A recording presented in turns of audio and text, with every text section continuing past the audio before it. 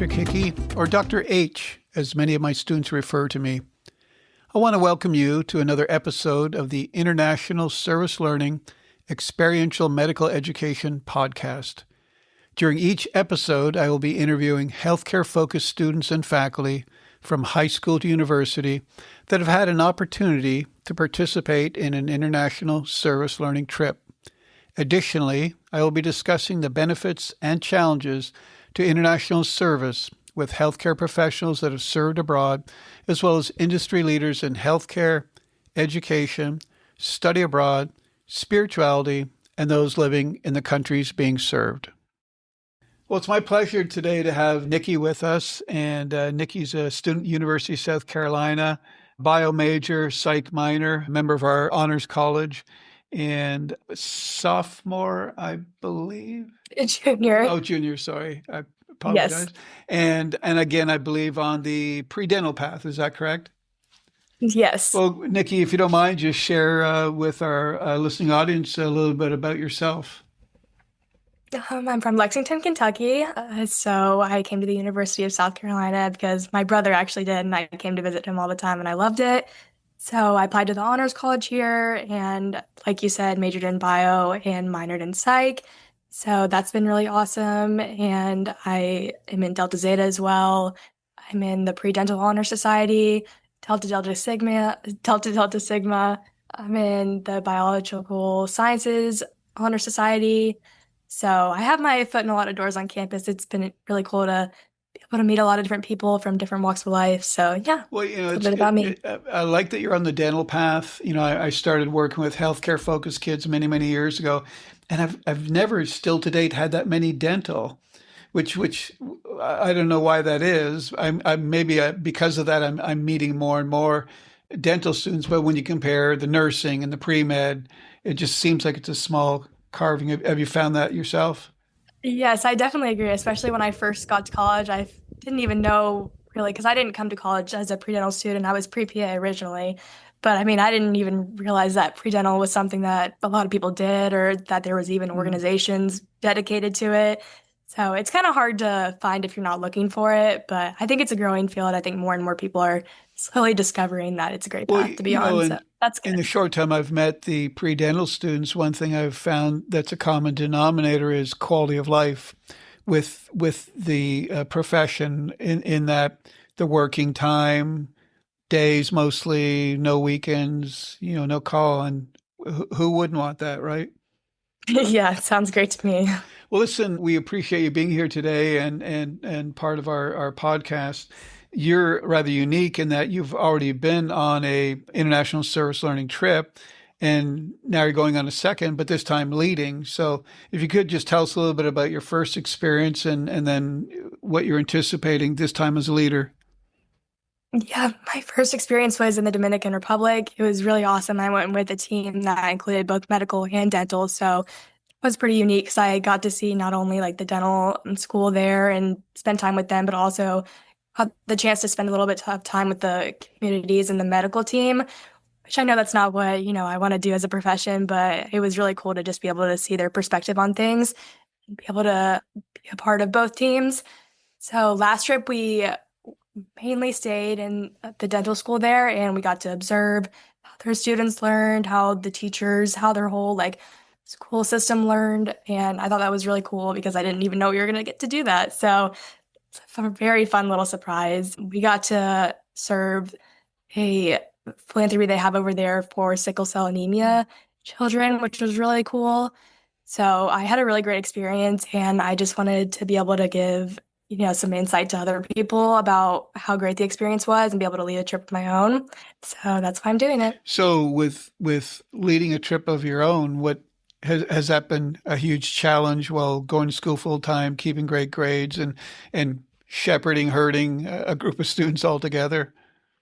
I don't think it's been a huge challenge just because, with that experience so far, it's kind of a little bit easier to have the knowledge going into it when people are like, what is this really going to look like? What is my money going towards? Where, all the small details that people who haven't been on a trip before might be asking. It was kind of helpful to have that background knowledge.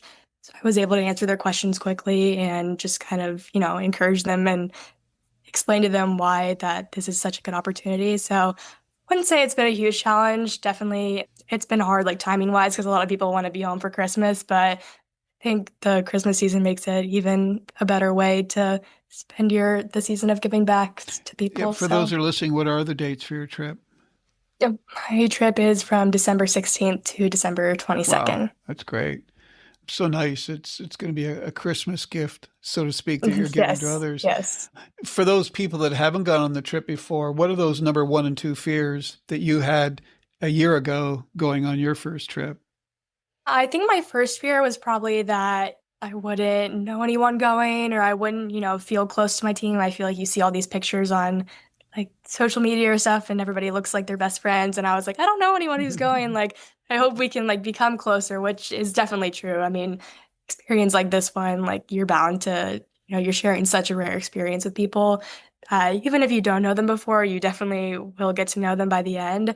So that definitely was not a problem. I think probably another concern that I had was just being somewhere new. I think that can be uncomfortable for anyone, but I feel like ISL does a really good job of, making sure everyone feels safe and comfortable and that, ISL has a lot of people who know exactly what they're doing. So there's not really any like questionable decisions or like, I mean that the students themselves don't really have to know the area per se.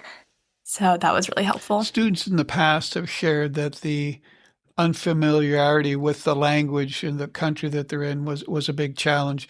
In your case, that would have been Spanish. Was that a challenge for you or anyone on your team?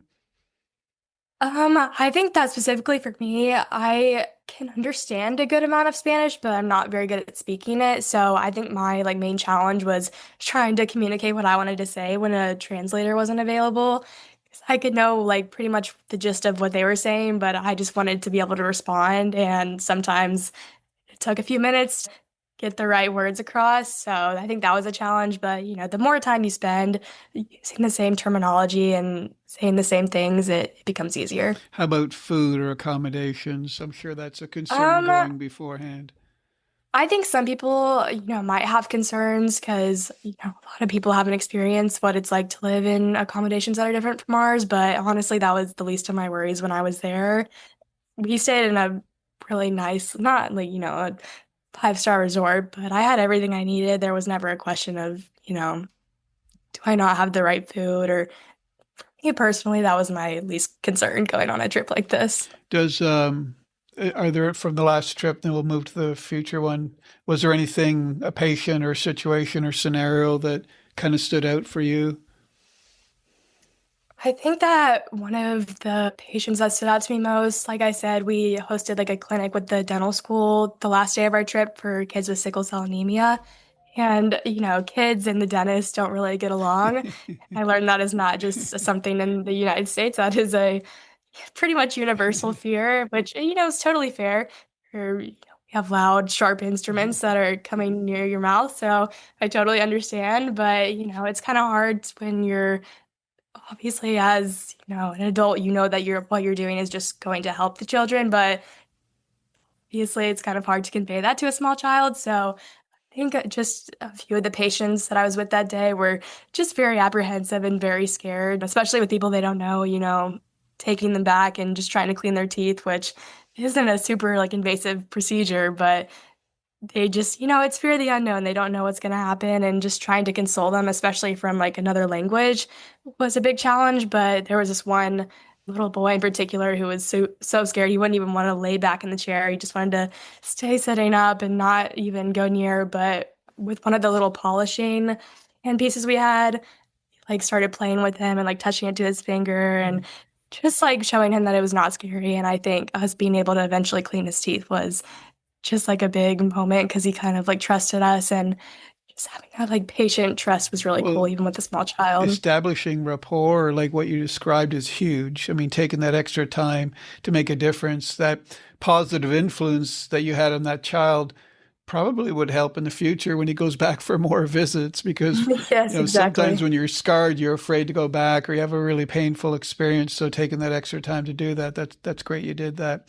So thank you for sharing that from your experience from that trip, and looking forward to the trip right now. Do you hope to continue to have the same experiences as last time, or build on those experiences?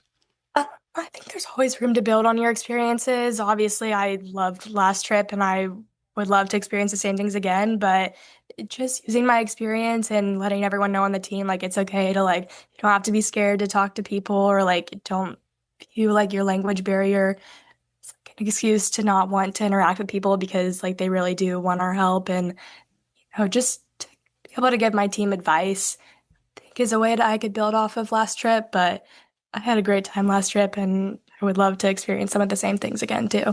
Well, we thank you, Nikki, for sharing your time with us. I'm excited to hear back. And again, this is going to be a unique podcast, this episode, because Nikki's been on a trip before, shared with us just now, what those experiences were like, what she's looking forward on the future one. And we get to chat with her in a couple, 2, 3 weeks and find out how that second trip was. So we thank you for your time tonight and wish you happy holidays because you're going to be spending some of your holidays in Mexico and getting to practice your Spanish and putting a smile on young kids' faces. Yes, I'm so excited. Thank you so much for having me. Appreciate it. Best of luck. Take care. Bye-bye. Thank you. All right, well, I'm excited again today to have Nikki with us. When you last heard from Nikki, she was getting ready to go to Mexico on a dental mission trip, and she's back now and hopefully just as excited as before she went on the trip. And as I recall, this is she's had multiple service learning medical mission trips. But Nikki, if you could just give us a little update on the dates that you went and where you went. Yeah, so we went to Puerto Peñasco in Mexico, and we went December 16th to the 22nd, so right before Christmas time. How was that right before Christmas time? It's not a typical service learning trip. You see most of them are spring break or May mesters or even the summer. What's it like going right before the holiday season? I think it was just a great reminder, the holidays to me are all about, thinking of other people and what you can give. So I think that was a great way to spend the Christmas season, just thinking about others. It's kind of a nice gift that you're giving them, isn't it? Yes. What was a typical day like on this trip for you guys, for your team? Every day was a little bit different, but for the clinic days, we would wake up, we would have breakfast, we would kind of just meet as a team and talk about our goals for the day, what we planned on doing, just make sure everybody's on the same page. And then we would take the van over to the clinic. We would kind of touch base there, split into groups. Some of us would do vitals. Some of us would be assisting the dentist. Some of us would be doing patient intake.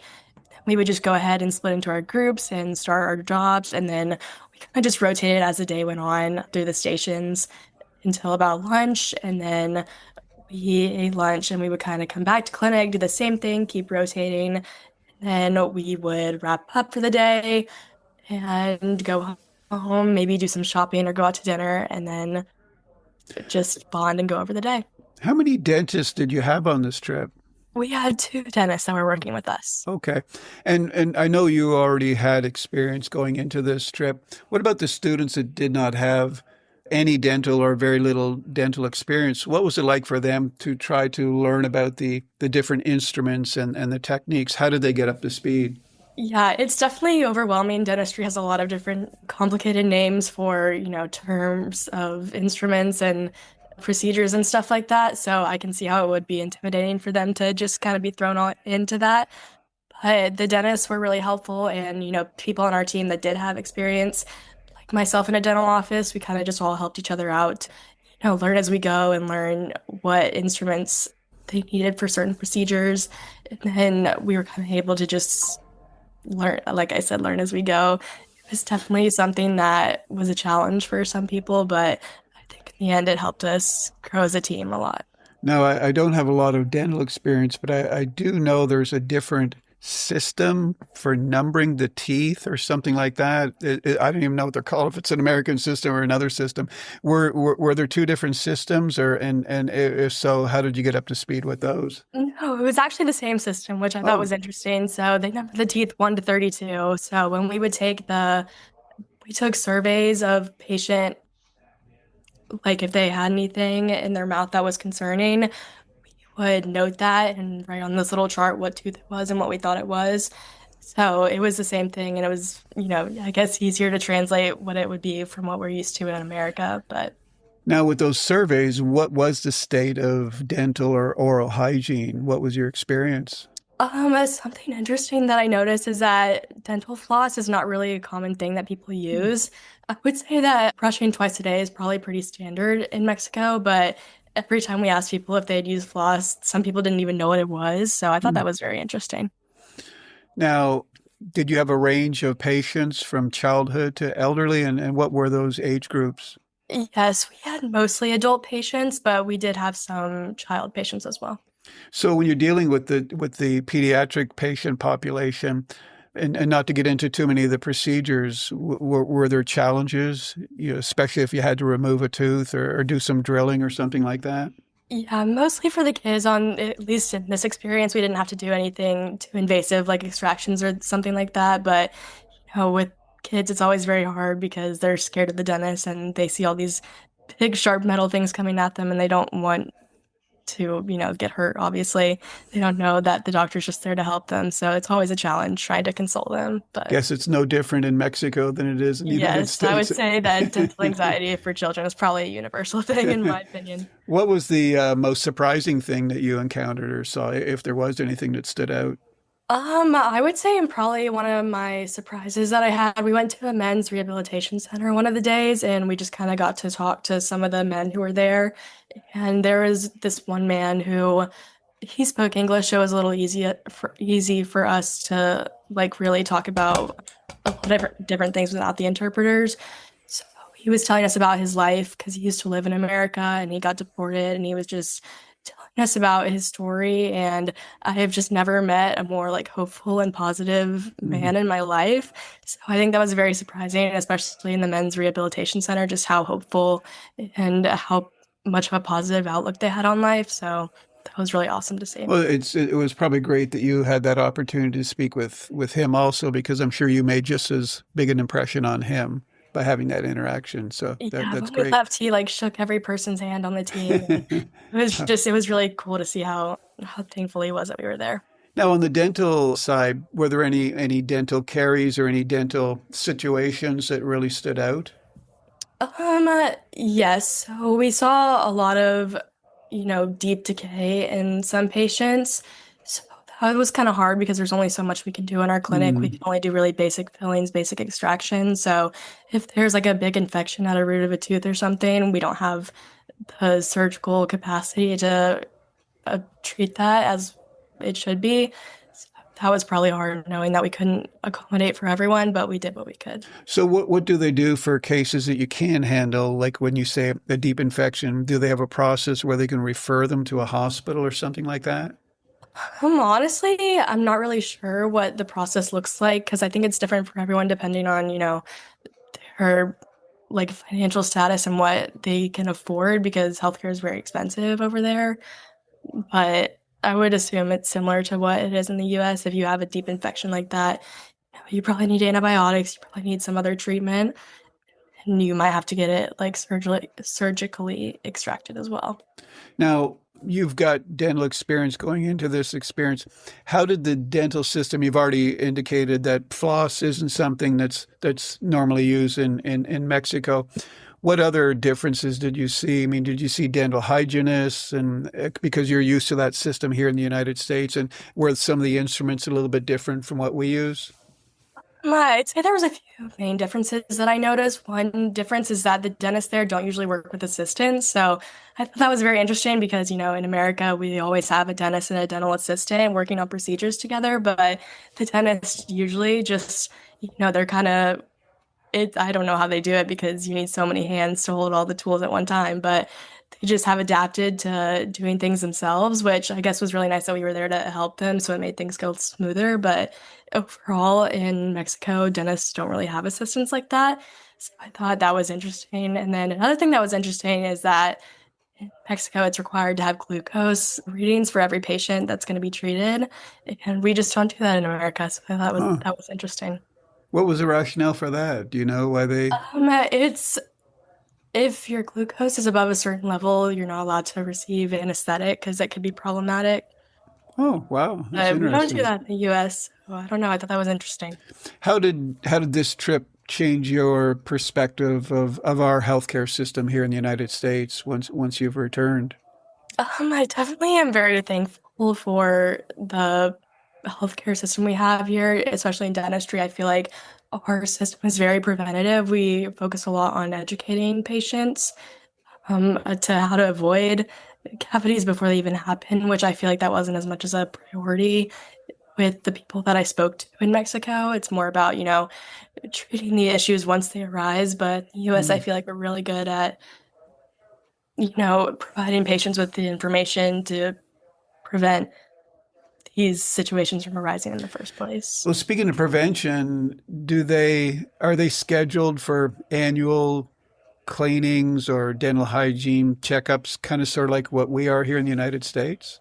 I think it is a little bit similar. I think they do once a year, but some people they know that they should be coming once a year, but they either don't have the transportation of getting there or Mm. don't want to pay for it or don't think it's important. So How has this experience affected your future goals in healthcare? I mean, did it reinforce you still want to become a dentist, or did it help you to perhaps perceive that maybe speaking a little Spanish would help you with your future patient population? oh yeah, I definitely think that speaking Spanish is always a huge plus, especially in healthcare. You're going to have people that speak a different language than you. And I think, not even just with Spanish, but with any language, knowing how to communicate, maybe not verbally, and, give that patient comfort without using your words is a huge skill. Because as a dentist, you need people to trust you, and that relationship between you and your patient is, very important to their treatment. So I think that's a huge skill that I think is very applicable for everyone. But yeah, I definitely am even more passionate about becoming a dentist now. I feel like the more I see, the more I love this profession. So, Well, that's great. What about language? Was that an issue? I mean, you were in Mexico. Did most people speak a little English, or did you have to use medical Spanish for some of your patients? And did you have interpreters to help you?